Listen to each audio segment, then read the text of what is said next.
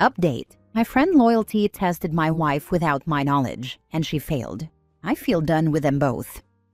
Original post. I, 36 male, have been with my wife, 40 female, for 10 years now, and married for 6.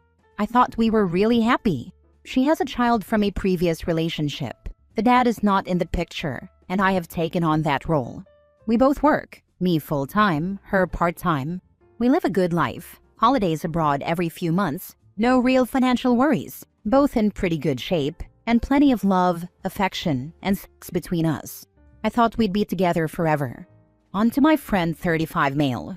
His wife left him in horrific circumstances last year. He came home one day to find her gone with their 2-year-old. She left him for a drug dealer she met on Instagram, who ended up assaulting them both, and it's a massive legal issue that's destroyed him. Since then, he's become very anti-women, despite having a great family full of women. He's constantly telling us how all women are the same, etc. Well, last week he sent me a load of screenshots. Must have been over 100 of them, going back to November last year and finishing on January 15th. He got another phone and started messaging my wife, pretending to be a man from a couple of hours away who got the wrong number. Within a week, he was getting nudes from her, sexting, etc. By Christmas, she was telling him she loved him. The final one was a photo of her walking into a hotel to meet him, followed by angry messages from her asking where he was. I went around to his house and was distraught. He told me he'd done this to another 6 friends of ours. Only my wife failed. He had the phone with him, and while I was there, she messaged him asking where he'd gone and saying how much she missed him. He showed me that she'd been sending messages like that for the past week with no response. I left without really saying anything and went home. Once my wife and I were alone, I confronted her with the evidence I had. She started crying and said she didn't know why she did it, that it started as a bit of fun at work and then she got carried away. She said she feels like she loves us both and doesn't want to lose me. I didn't know what to do, so I left and went to a hotel. I'm still here now and unsure of what my next step should be. I want to cut them both off, but I will miss my stepdaughter so much. My friends are saying I can't be mad at my friend because he did me a favor. Now for the top advice before reading the update. That's a crappy thing your friend did, but it's more concerning that your wife fell for it. She was going to sleep with a stranger. And to top it off, she's the only one who fell for it out of the other wives. I'll leave it at that. I'd love to be a fly on the wall when she finds out your friend catfished her. I think I could get past it if it was just texting, but I can't get past the going to meet him. Yeah, dude. As a caveat, you're kind of lucky it was your crappy friend. But looking at the facts, she would have fully gone through with it had someone actually been there, and still could with a new fling. Cut your losses and ditch both. Divorce the cheating wife, and drop the woman-hating friend before dating again, or he'll do this to you over and over. I think this is the only way I can move on. Yep, he'll definitely do it again. 1. If she can do it once, she'll do it again. 2. Your friend wasn't right for what he did. 3. Cutting off your stepdaughter might hurt, but your wife could try and use her against you in the future. There's no way I'm cutting off my stepdaughter. Now for the update. I want to thank everyone who commented on my last post. There were so many that I couldn't reply to them all. I'll address a couple of things from my first post. A lot of people said my wife did nothing wrong. She went to a hotel to meet another man for sex. There are photos of her at the hotel waiting. She messaged him saying she was there and, I quote, "I purposely haven't had sex with him," meaning me, for ages. "So when I get my hands on you, I'll be ripping your clothes off and my own."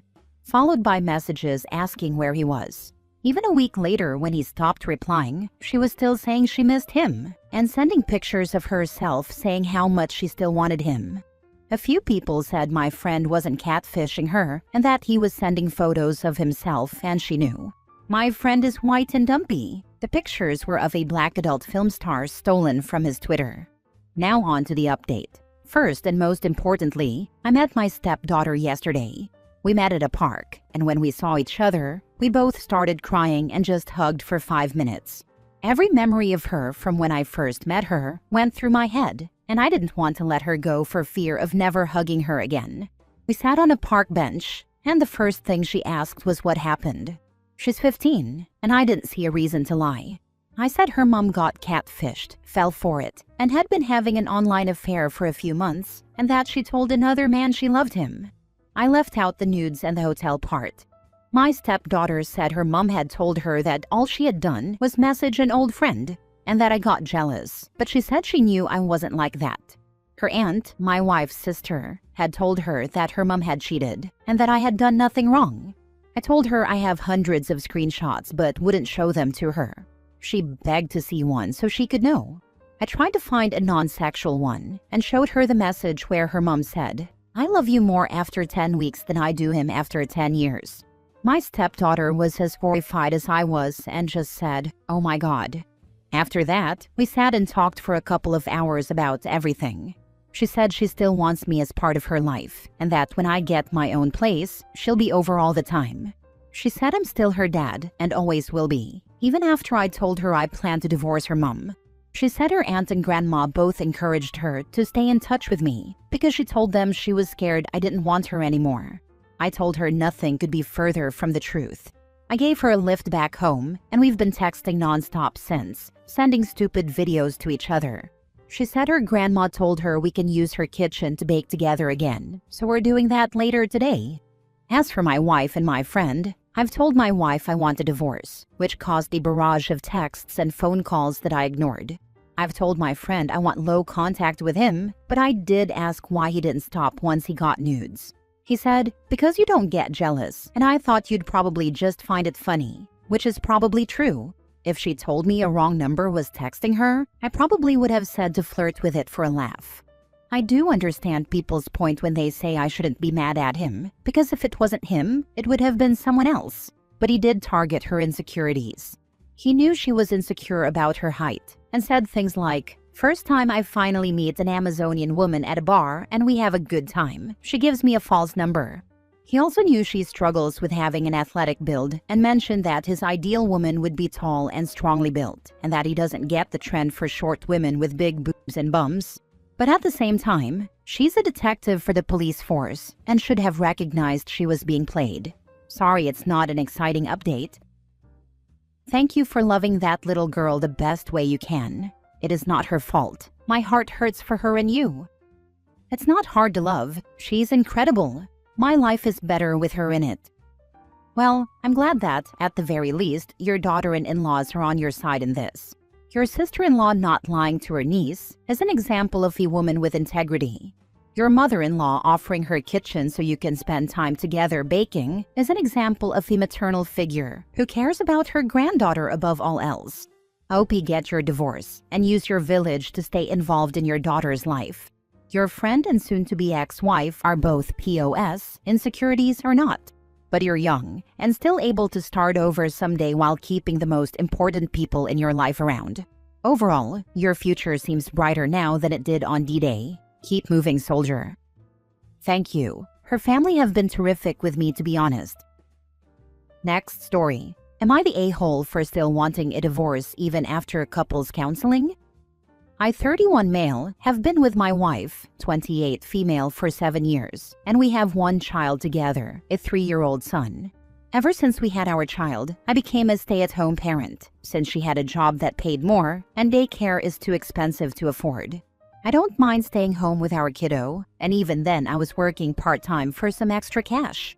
4 months ago, she came to me and told me she was thinking about a divorce, that she had found herself attracted to someone else.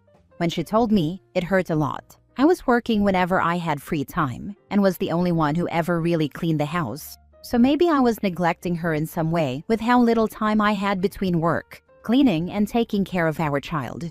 We decided to try couples counseling and see if that would help.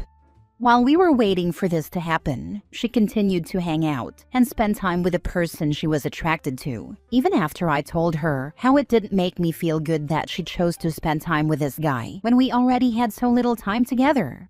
I just bit my tongue and waited for the day of the appointment. The day of the couples counseling appointment arrived, and to summarize what was said, I was doing everything and carrying the burden of everything on my shoulders, while she was just bringing in the paycheck. The counselor said she needed to help with tasks such as cleaning and watching the kids sometimes to give me a break. Therapist also said that if she wanted the relationship to work, She would have to end the relationship she had with the guy she was attracted to. Afterward, she actually started helping around the house, and it began to feel easier, like we were finally getting back on track. My issue is that everything the counselor said is stuff I had said word for word before. When I begged for help, when I had several nights where I got little to no sleep, and days where I set things up to do together, and she would rather go to sleep. I feel like I gave everything to this relationship and family so we could all be happy. No disrespect to the counselor who helped us, but why does she only listen to a stranger we just met, and not to me when I've been saying the same things for several years? I'm not sure if this is even a genuine fix to our relationship, or if it's just temporary and will go back to how it was in a couple of weeks. Part of me wants to just end the relationship and get the divorce like she originally wanted. What do you think, Reddit? Am I the a-hole? Not the a-hole. Sometimes the outcome of couples counseling is realizing you want to end the relationship. Yes, the perfect solution sometimes to couples therapy is to both agree that you need to move on. Not the a-hole. Sometimes you need help seeing the relationship instead of just surviving it. It's okay to realize you don't want to be in the relationship anymore, and maybe the counselor can help with the separation so it's easier on the kid. You can also explore your feelings and decide whether you want a divorce or want your partner to acknowledge what you were asking for. Is she still seeing the guy? I'm honestly not sure. She works with the guy, so I know they see each other in that capacity. I wouldn't be surprised if they're still texting and such. I just don't want to go through her phone and find out. I feel like I'd see things I'm not ready to see, or it would push me to a point where there's no fixing it. My dad was a stay-at-home dad, and my mom was, and still is, the breadwinner in our household. I've heard her friends say multiple times that my mom should leave my dad and find a better husband for herself and a better father for me. My mom was smart enough to never even consider divorce. And believe me, my parents had plenty of reasons to divorce, coming from both sides. My mom loves my dad and would never even entertain doing what your wife is doing. Your wife was cheating. If not physically, then at least emotionally. You tried to fix this. She didn't even try and still kept hanging out with the guy. I don't know if divorce is the right choice for you, but remember she cheated and she wanted the divorce first. Whatever happens next is on her, not on you. Also, be prepared. I wouldn't be surprised if things get nasty, especially when it comes to alimony and child support or custody. Make sure you document everything. You are in a losing position because you are a man. Oh bro, there's not a chance she didn't bang that guy. She did it openly right in front of him. There's no saving this marriage. Last story. Am I the a-hole? Boyfriend thought he was entitled to 100% of the sales price of a part that was thrown in on a purchase I made. I, female, bought a used motorcycle with my own money, and my now ex-boyfriend went with me to check it out. As we were talking to the seller, she mentioned that she had recently upgraded the pipes. My boyfriend asked if she still had the old pipes. She did, so he asked if she would include them in the purchase. She agreed, so when I paid several $1,000s in cash for the motorcycle, it also came with a spare set of pipes worth a few $100s. My boyfriend took the pipes home and started taking pictures of them to put up for sale on Craigslist.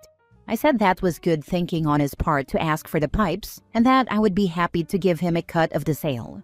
He said absolutely not. The pipes were his because we wouldn't have them if he hadn't asked for them. I said the pipes were actually mine because we wouldn't have them without me paying for the bike. I did, however, believe he should be compensated for coming up with the idea, so I offered a 50-50 split. It turned into a huge argument, and I finally relented and let him have the pipes and 100% of the proceeds from the sale, a few $100s. Although I could kind of see his side, I always felt like he bullied me into giving him those pipes. We aren't together anymore, but I'm curious as to which of us was the a-hole. Edit. 1. It's not that I didn't care about the pipes. It just didn't occur to me that she might still have them after putting on the new ones. 2. When he initially asked for them, I thought he was looking out for me and getting them for us to keep as spares. 3. It wasn't until we got home and he started taking pictures of them that I found out he planned to sell them. 4. I'm not still upset about this, nor do I think about it very often. As many of you pointed out, it's ancient history involving an ex-boyfriend. It's just one of those gray areas where I've always wondered who was right. Not the a-hole. At best, you split it. If he were going to use them on his bike, he gets them free though. Info: how did the relationship end? You still with him? No, it ended between us. Just one of those things I always wondered about because we were both so convinced we were in the right.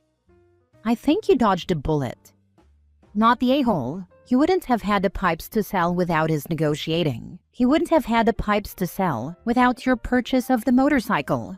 A 50-50 split recognizes that you wouldn't have had the additional cash without each other's contribution. This is a very succinct way of describing exactly how I've felt about the situation. Would the seller have given them to him for free if you had passed on the bike? Zero chance. He helped you with an idea to get a better deal on the bike and the stuff that goes with it. Honestly, even asking for a 50-50 split is insane here. If I had a partner and went car shopping with them and they were going to buy the car, but I helped negotiate the seller down $2,000 off their asking price, would I try to get $1,000 or $2,000 in cash from my partner? Of course not. I'm helping someone I love get a better deal. Your partner is not your manager, your agent, or your attorney, where they should expect a cut of every deal they weigh in on. This is crazy.